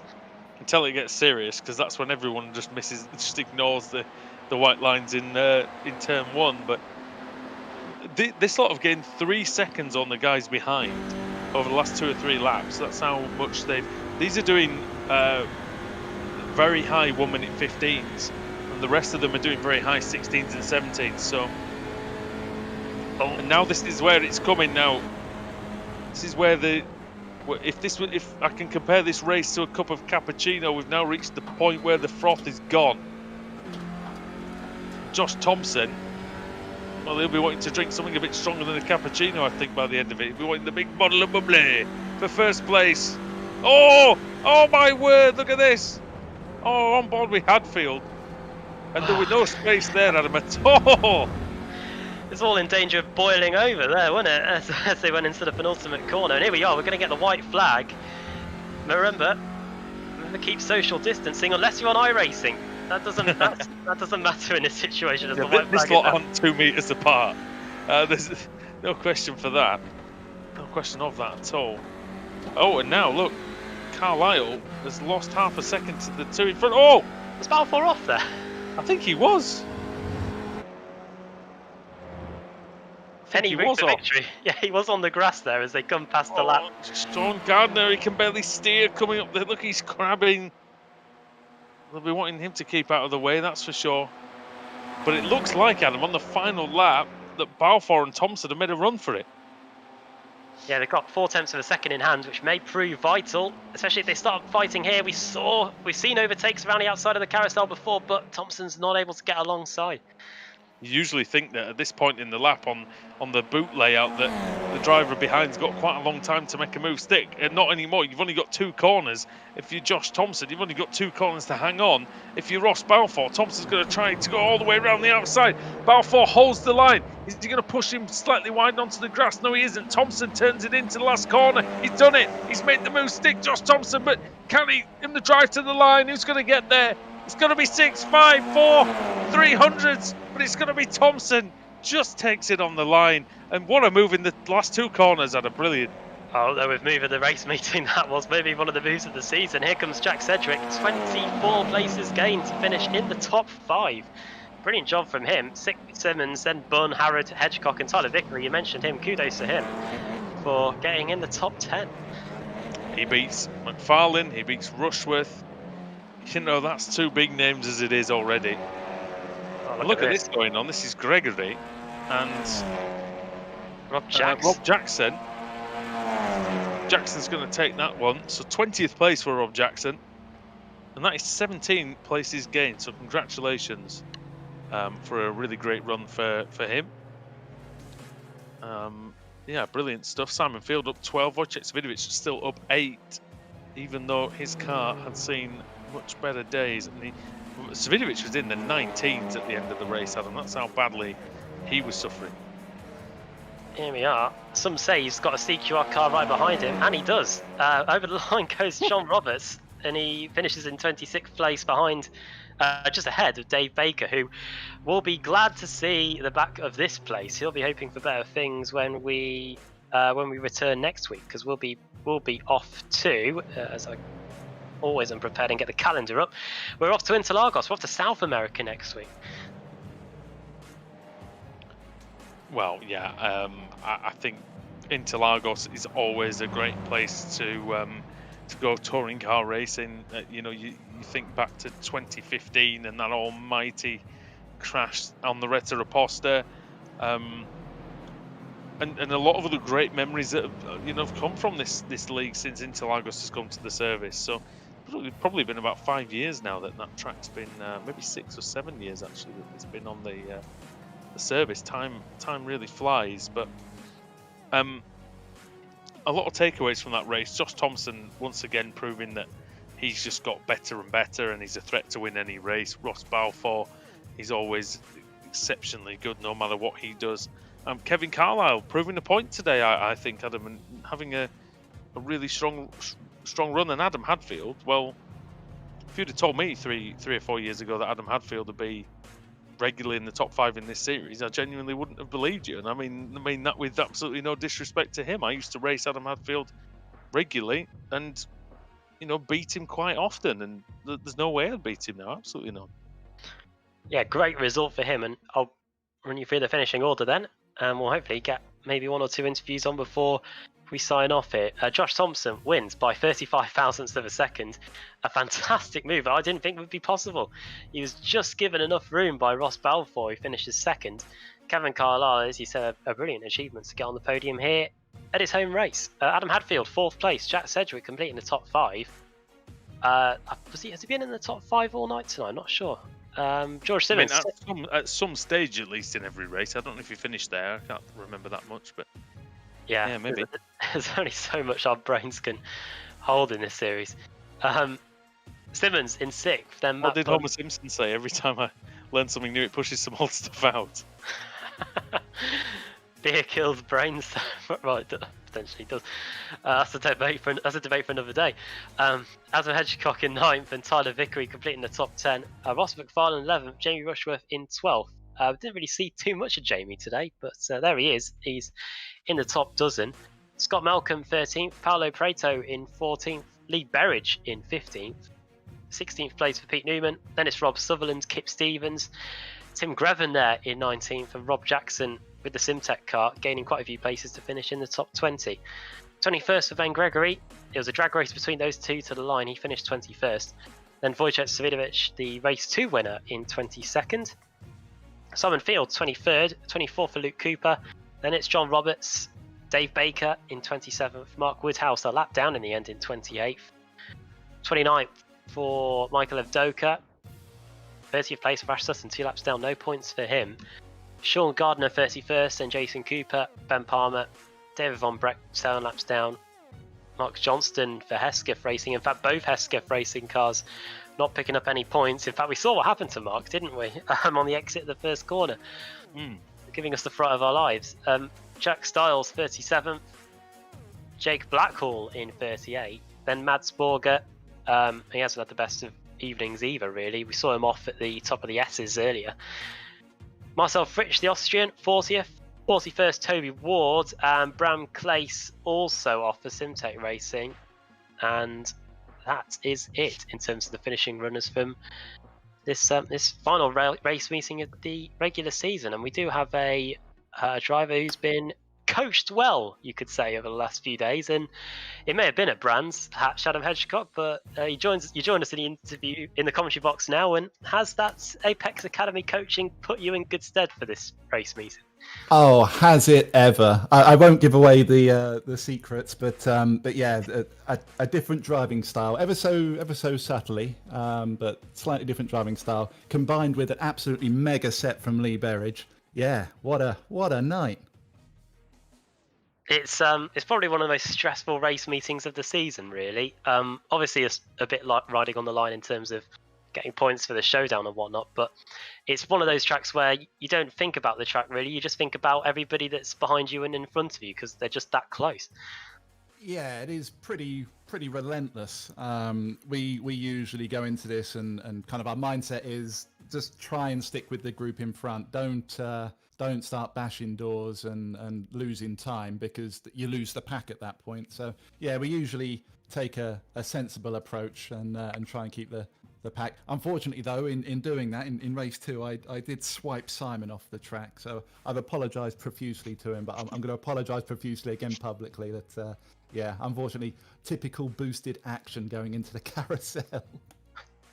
Well, it was a brilliant move to get 3rd place on the final lap, though. UV Jack Stiles, wasn't it? It was, yeah. I was talking to Jack afterwards.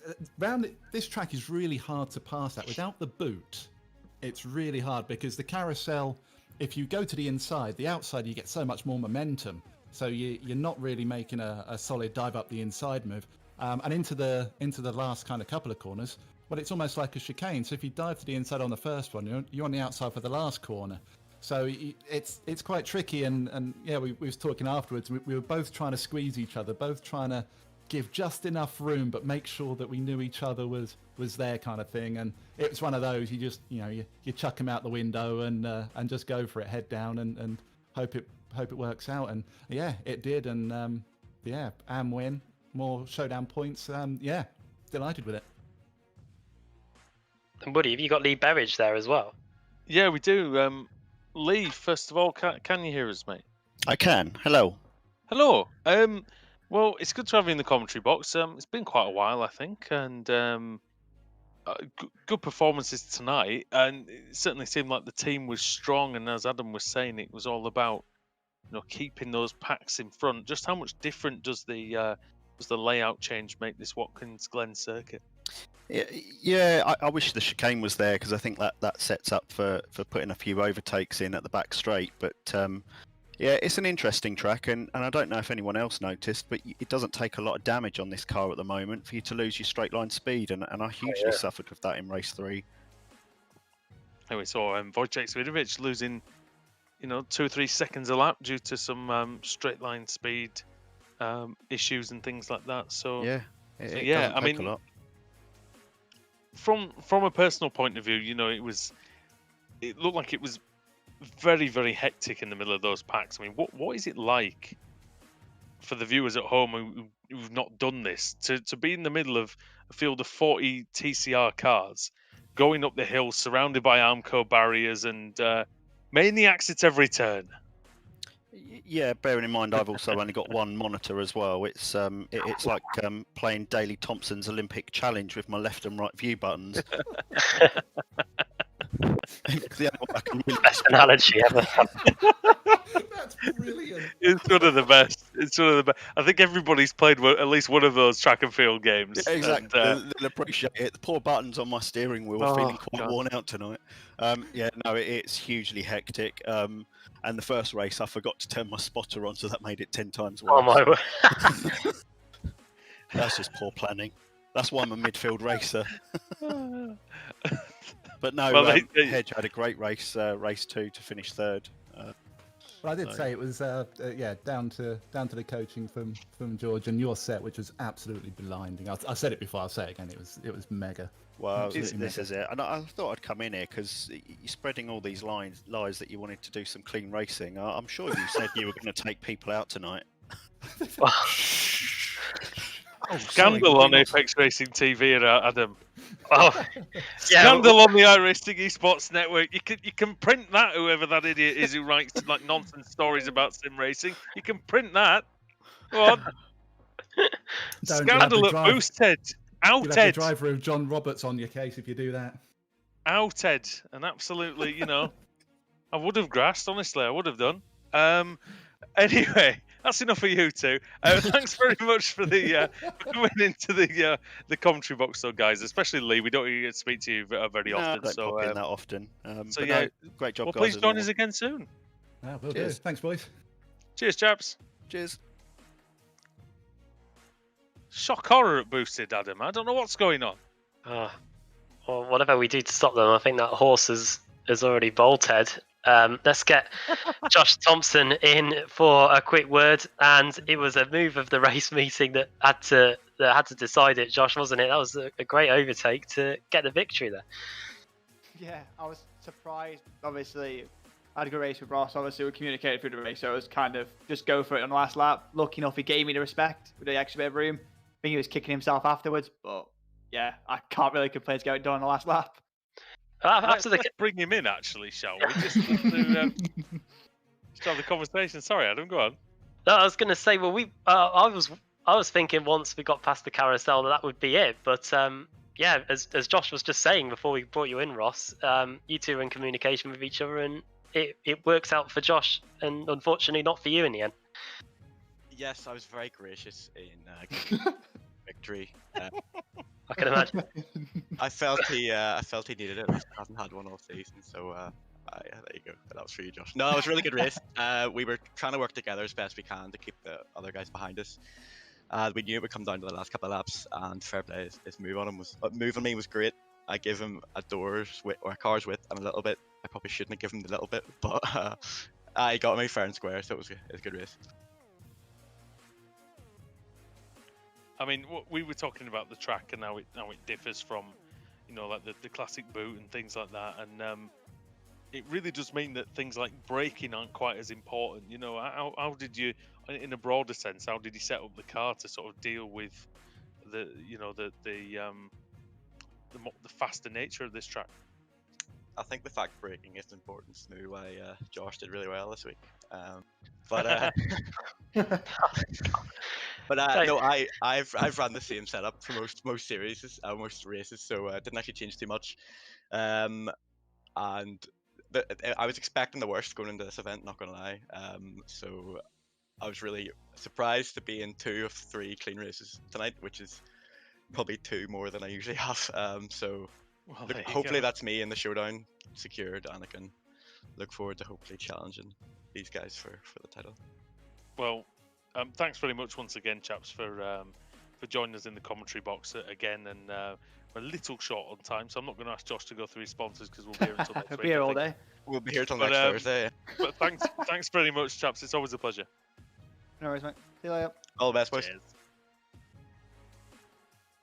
Don't know what's So going Ross on. Balfour there and Josh Thompson, and we've got one more entrant to the commentary box.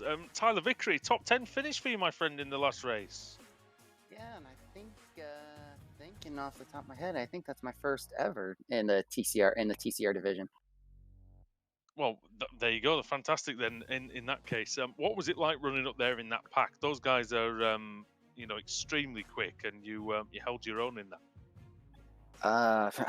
That was more just hoping nothing chaotic happens, especially race 2. I was grateful I didn't get completely wrecked out of race 2, but knowing some of those quicker guys like Ash, Adam, a few others catching up, I knew especially being an AM driver, I knew my pace was a little off. It was just more trying to be safe and consistent as I could. So I was surprised I was able to keep up with them, and even had a really decent battle with Adam and Ash there at the end. It was really fun.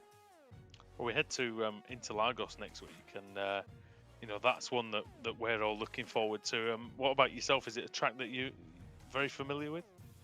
Yeah, I've been very familiar. I've actually been putting a lot of time lately with both Interlagos as well as Bathurst for our next 2 rounds. Just knowing Interlagos is one of my favorite courses, and I've already been.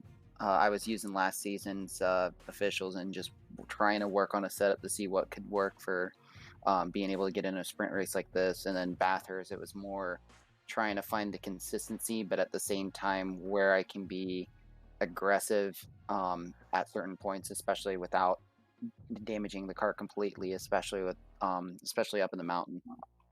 Well, Bathurst is. Well, Adam, we know how tough Bathurst is. I mean, you could go and ask Paul Smith for some tips around there. I'm sure he could sort him out. But no, Tyler, congratulations, mate. It's been quite a long time coming, but it looks like you're settling into the car well and really moving up the field, which is what we like to see. I've loved this car from day one, and being able to come back when you guys brought the new cars, these Audis over, I was really looking forward to it. And then it was pretty much like a steep learning curve, but it was kind of good that I got at least this season under my belt and started to really understand the car some more now. And now I'm looking forward to, hopefully, as long as I don't have anything real life coming up with the university with Full Sail, hopefully I can be able to make it to every single round, and who knows, maybe have a chance at making it into showdown, because I think I kind of proved to myself that I could be able to give at least a good fight for the showdown for next season. Well, yeah, we'll see. We've seen plenty of drivers come in, and this is the best learning, the best proving ground. You get better by being around some of the best in the world. You work at Full Sail, you go to Full Sail. It's like NXT, you're with some of the best in the world, and you become, eventually one of them as well. So hopefully that carries on for you, Tyler. So thanks for joining us again, and we'll hopefully see you in the next couple of weeks. Definitely. Thanks again. Cheers. Tyler Vickery there, Adam, and that concludes a mammoth interview session. And yeah, we. I think that race meeting was brilliant. I loved every second of it. Or even after the race, we were having to duck in the interview room. There was so much shots firing going on. But yeah, when I saw the track that we were racing at tonight at Watkins, Glen, the classic layout as well, I knew we were in for 3 absolute classics, and it duly delivered. And whoever thought up the calendar give them a pat on the back as well, because we've got 4 brilliant tracks ahead of us in the showdown in Interlagos, Bathurst, Daytona to end the season, and I'm forgetting one more as well, Suzuka. So, Oh yeah. Make sure you tune in next week, because the points will be closed back up, and any wrong move could result in you losing your chance to go for a championship. So the pressure is going to be on. Indeed, it will be, and it remains to be seen who's going to be the Apex Racing League Touring Car Champion. But you can see all the rounds on that journey to finding our champion here on the iRacing Esports Network. So from all of us here at Apex Racing TV, from Andrew Woodhouse, from Adam Bath, and from Sam Kumo, we'll see you next time when it will be the showdown. Good night.